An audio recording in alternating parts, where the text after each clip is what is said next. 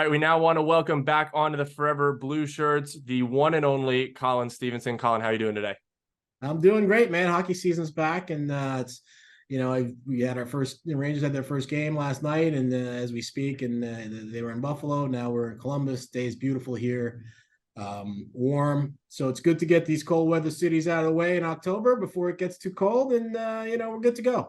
Absolutely. Well, like you mentioned, we can finally stop talking about projections and all the guesswork that has to be done in the preseason and in the offseason. The Rangers beating Buffalo 5-1 on Thursday. I think that line of Artemi Panarin, Filipino, and Alexis Lafreniere really dominated that game. From your eyes, why were they able to work so well in Buffalo? I think it's a line that could be good because I think that Artemi Panarin and Filipino, I think, can have chemistry, right? Which is what Panarin's been looking for ever since Ryan Strome left. Panarin was great. He was tremendous in the game. He looked like he had a lot of energy. He looked like he was a hungry guy with lots of motivation. And he was seeing the puck and he was being aggressive with it. And, so I think that, so there's that. There's the Panarin factor. And then I think, Hedl missed most of training camp with an injury, an unspecified injury. They say upper body. So I don't know what it was, although he wasn't taking faceoffs. So that kind of gives kind of a clue that it might be like some sort of shoulder or arm or wrist or something like that. But I have a feeling that those two can create chemistry together. But for the first night, it was, Panarin was just unbelievable. And Lafreniere, who had a really miserable preseason and was a cause of great concern among the faithful, played a strong game as well. He went to the net. Panarin found him. They scored the goal 4 minutes in, or 3 minutes and 47 seconds in. And that got him started on the right track. And I think they just kind of got started hot early and just kept rolling.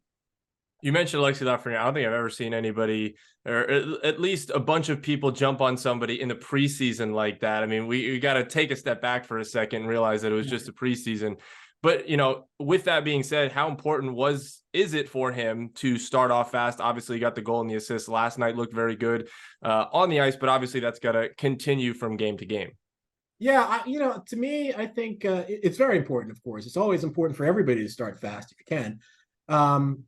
But I think in his case, I think there's a confidence thing happening there where that plays a part of it. I mean, this guy coming out of junior hockey in 2020 was supposed to be the next big name, right? I mean, he wasn't just supposed to be a first round pick or a number one overall. He was supposed to be the next guy. He got exceptional status in the Quebec League and two-time MVP and all that kind of stuff. And people, in Canada who watch those games, can't understand like why he hasn't been that player in the NHL. And to some degree, it's because he hasn't been given the opportunity by the Rangers. He came in as a left wing and he had Panarin and Chris Kreider ahead of him, and that limited his opportunities. They tried to switch him to the right wing, but it never really lasted. Coaches would move him back to the left wing and play him on the third line. And so now, that's the backstory, right? And that's why people jumped on him in the preseason, because this was the opportunity for him that everybody saw. He's you got a new coach coming in, and he's gonna play the right wing. The coach has said he's gonna give him opportunity, and people wanted to see him take it and run with it in the preseason, and he just didn't. And some of that is on him. Some of that, though, is on the people that he played with. I mean, the first game he played on that first line, he played with Mika Zibanejad. And Zibanejad, it was his first preseason game. He had an injury and he had missed the second preseason game. And so now he was playing in the third preseason game, but it was his first game. And Zibanejad was terrible that game. And so I think if you're playing on Zibanejad's line and he's terrible, I mean, it's tough for you to then be good. And then I think the next game, he ended up playing on Panarin's line, and that was Panarin's first game in the preseason, and he was terrible. He was even worse than Zibanejad was. And so, that line of Panarin and Trocheck and Lafreniere was terrible. They were all -3 in the first period, but I think, when one guy is as bad as Panarin was that night, it's hard for the line to do well. So, not to make excuses for him, but you could kind of see, well, maybe he should have risen above that and he didn't. But I think people just kind of were anticipating and hoping that, he would kind of, playing right wing, he would show them something that they haven't really seen. And I guess he waited for the regular season opener before he did that.